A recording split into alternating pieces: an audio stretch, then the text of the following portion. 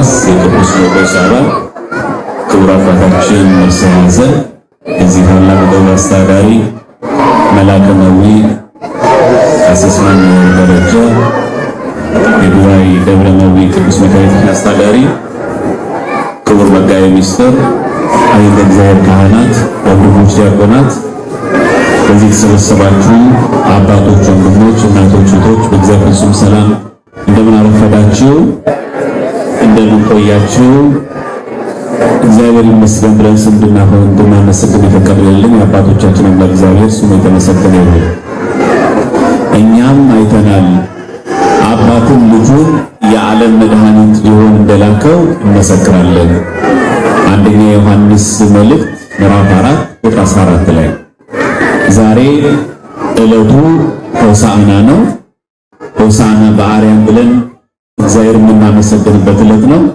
በዛ ላይ የዓመቱ መድኃኔዓለም ነው 27 መጋቢት 27 የክርስቶስን የአምላካችንን ጥንተ ስቅለቱን አስበን የምናከብረው ነው። ኢየሱስ ክርስቶስ በእኛ ቤተክርስቲያን የዓለም መድኃኒት መድኃኔ ዓለም ብለን እንጠራዋለን። ይህን ያገኘው ደግሞ ከመጽሐፍ ቅዱስ ነው። ምን ከሚል እኛ አይተናል። ይህን የሚለው ሐዋርያው ቅዱስ ዮሐንስ ደቀ መዛሙርቶችም ሁሉ አገልጋዮች መምህራን ክሎ እኛም አይተናል ይልና አባትም ይላል የባህሪ አባቱ አብ ልጁን ወልድ የዓለም መድኃኒት ሊሆን እንደላከው እንመሰክራለን።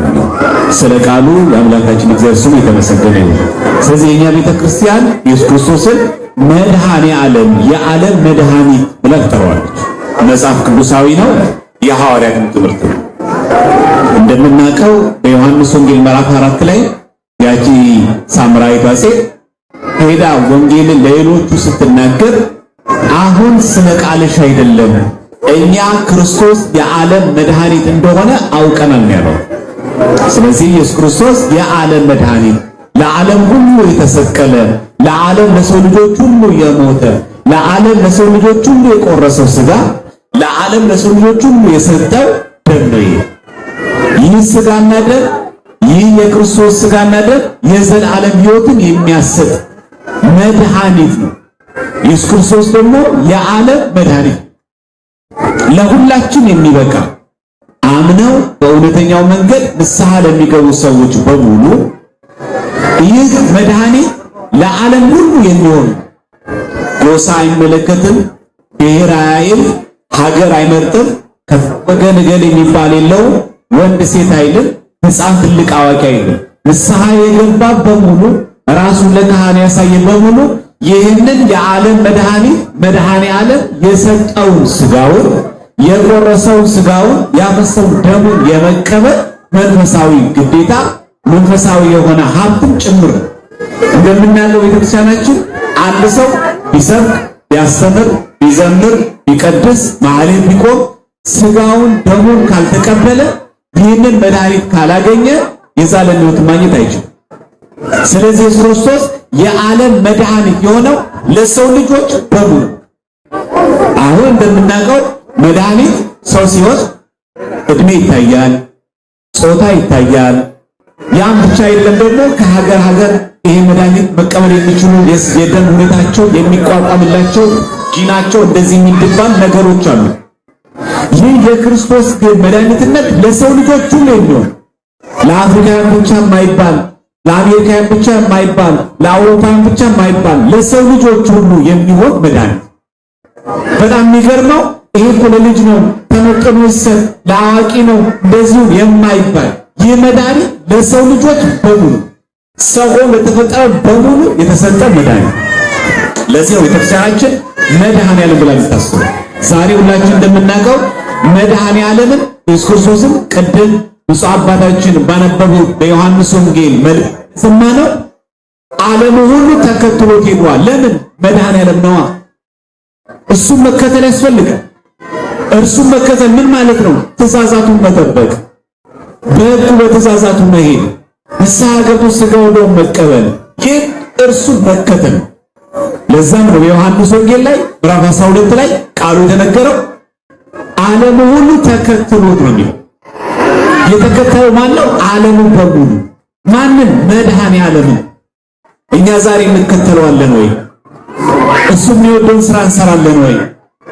እንግዲህ ዛሬ ጌታችን በአህያና በውርንጫይቱ ላይ ሆኖ ወደ ቤተ መቅደስ የገባበትን የዓለም መድኃኒት የገባበት ዕለት የምናከብረው ዛሬ እግዚአብሔር ወደ ቤታችን ሊገባ ይባ ንጉሠ ስብሐት ብለን ቅድም የዓለሙ ጌታ ይግባ። መጀመሪያ ዲያቆኑ መኳንንቶች ሆይ ለጌታ በሩን ደጁን ክፈቱ አለ። ከዛ ካህኑ ምን አሉ? ብፁዕነታቸው ይህ የስብሐት ይህ የምስጋና ንጉሥ ማን ነው? እንዲያውስ ከሆነ አምላከ ምሕረት ይግባ።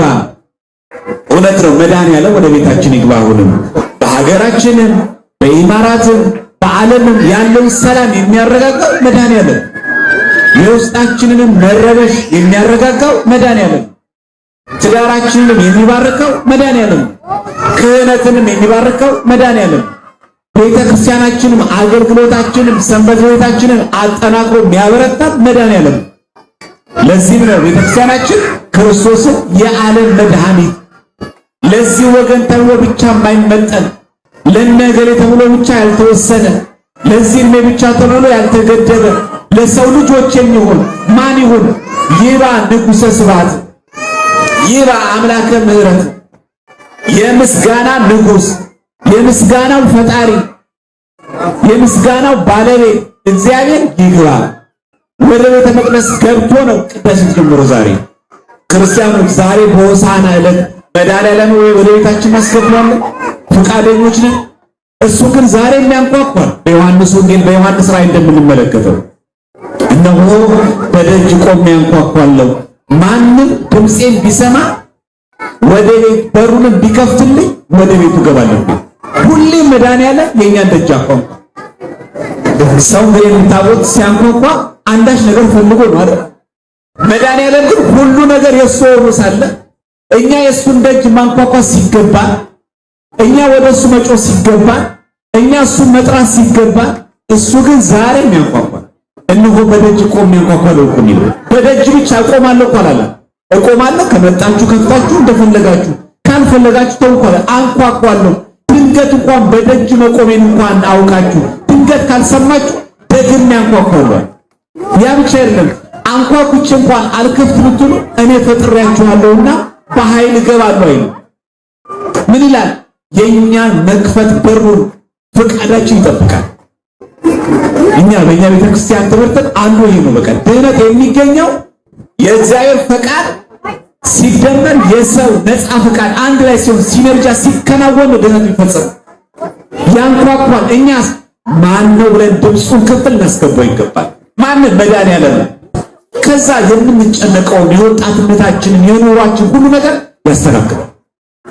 ግን አሁን ለኛ መቸገራችን፣ ለሰላማችን ማጣት፣ ለውስጣችን አለመረጋጋት፣ ለልጆቻችን ለሁሉ የችግሮች ምንጭ እኛ በራችን ጥርቅም አድርገን መስራታችን። የሚገርመው እኛ በራችን ለመድኃኔዓለም በዘጋ ነው። እሱ ግን አሁን መንኳኳቱን አላቋረጠም። ስሙ የተመሰገነ ይሁን። ሰው እኮ ይሰለቻል እናንተ። ሰው እኮ እስከተወሰነ ጊዜ ነው ብዬ አቃተኝ ያልኩ ሰው ብዬ አስቸገረችኝ ይላል እኮ ሰው። መድኃኔዓለም ግን ዛሬ የሚያንኳኳ በሉ እንደ ካህኑ ቀደም በቅዳሴው እንደሰማ ነው። ይባ ንጉሠ ስብሐት እንበለው። የምስጋናው ጌታ የምስጋናው ባለቤት የክብር ባለቤት ወደ ቤታችን ይግባ እንበለው። በቃ ወደ ቤታችን ይግባ። ዛሬ ሆሳዕና ስናከብር ያለ በአርያም ያለ መድኃኒት ነው። መድኃኒት በምድር ያለ አይደለም፣ ሰው ሰራሽ አይደለም፣ ሰው ቀልሞ የሰራው አይደለም። የዓለም መድኃኒት ነው። መድኃኒት ለሰው ልጆች ሁሉ የሚሆን ለየትኛውም ችግራችን፣ ለየትኛው በሽታችን፣ ለየትኛውም ኃጢአታችን ፈውስ የሆነ መድኃኒት በገንዘብ የማይገዛ ገንዘብ የማይመጥነው ዳይመንድ የማይመጥነው የከበሩ ማዕዳት የማይመጥኑት እንዲሁ በነፃ የሚሰጥ። እናንተ በውጭ ሀገር እኮ የሚገኙ በጣም ትልቅ እኮ ሐኪም ቤቶች ከፍተኛ ገንዘብ ያስከፍላሉ። ይሄማ በከፍተኛ ስፔሻሊስት ነው ተብሎ። መድኃኔዓለም ግን የሁላችንም ችግር የበለጠ የዓለም ሁሉ መድኃኒት ሆኖ አንዳች ነገር አያስከፍልም። ይኸው ሥጋው ሁሉ በነፃ ይሰጣል፣ በነፃ ይታደላል። ለማን? ለሰው ልጆች ሁሉ በሙሉ ቀለም ሳይለይ፣ ጎሳ ሳይመረጥ፣ የትምህርት ደረጃችን ሳይታይ፣ የመጣንበት ቦታ ሳይታይ ጾታ ሳይታይ ቀለም ሳይታይ ጥቁር ቀይ ነጭ ሳይባል መልከኛ መልከ ጥፉ ሳይባል አንተ ስራ ያለ አንተ ሳይለ ሳይባል አንተ ስመ ጥሩ ነህ አንተ ስመ ጥፉ ነህ ሳይባል አንተ ከፍ ያልክ ያማርክ ነህ አንቺ ዝቅሽ ሳይ ይህንን ሁሉ ያደረገችው መድኃኒዓለም ይክበር ይመስገን። ሁላችንም ከነማዕተባችን ለሞት ያብቃን። ወስብሐት ለእግዚአብሔር።